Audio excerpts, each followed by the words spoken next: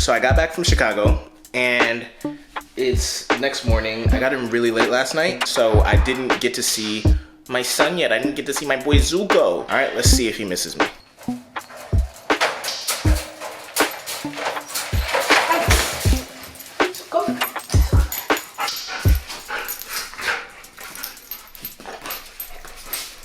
His favorite game. Let's get us some food and water. Yes, okay. All right, where do you want to go?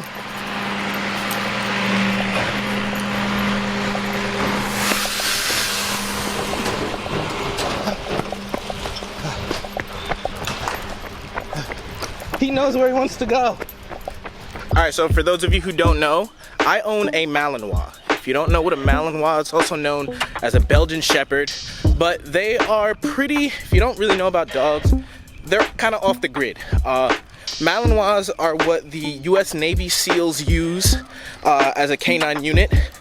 They are extremely working. They never sit still. I mean, mine is gonna be 1 year old next week, so, but they love to stay in motion. They are extremely protective, extremely loyal, and they can learn just about anything. I mean, these dogs, if you look up, they're called flying dogs because of their athleticism and how high they can jump. Mine is such a jumper.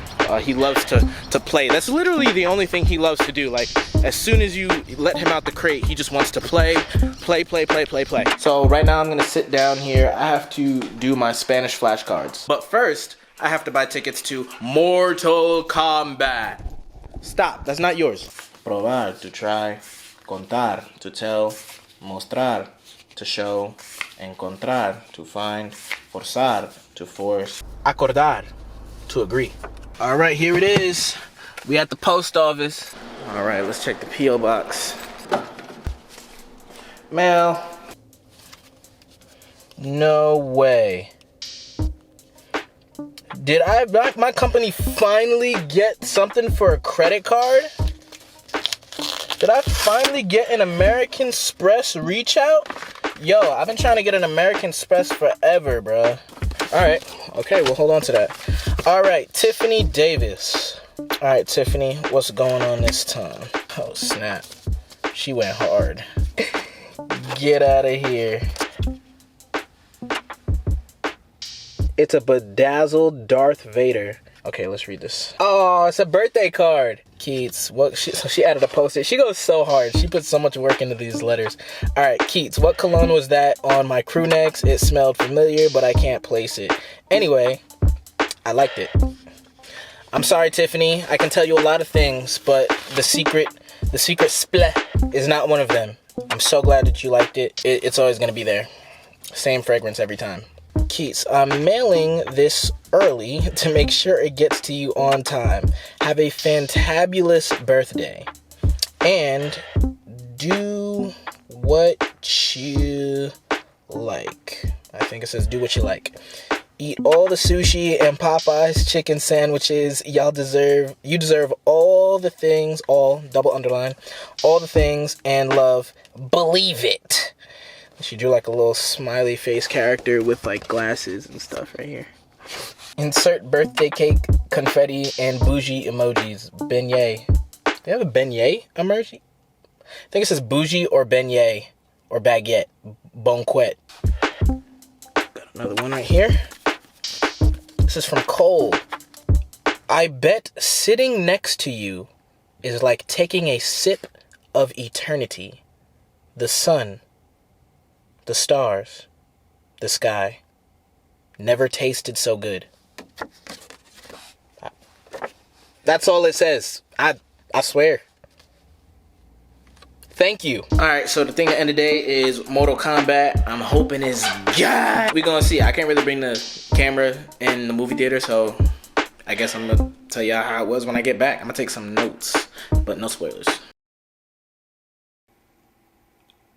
I just came from Mortal Kombat. I don't want to do this, but I have to. Spoiler alert, spoiler alert, spoiler alert, spoiler alert, okay? So, I thought that they opened it up really well with some origin. It was back in the 1600s, you know, because it's about clans and marks and hidden, you know, powers and stuff like that. So I was really, and I haven't read, like, I don't even know if there's comics, but like the video games, I haven't been through all the video games about it and seen all the origins. So I respected that, hey, they're bringing it back to something. But then it got into, once it progressed, because they kind of fast forwarded and they introduced the characters, I had a real issue with the way that the characters were introduced and some of the cast that was there, their roles. And I'm big on character development and connecting with this character that's on the screen and wanting to see what they do. It felt like some of the characters that were put in place were just like, why are they there?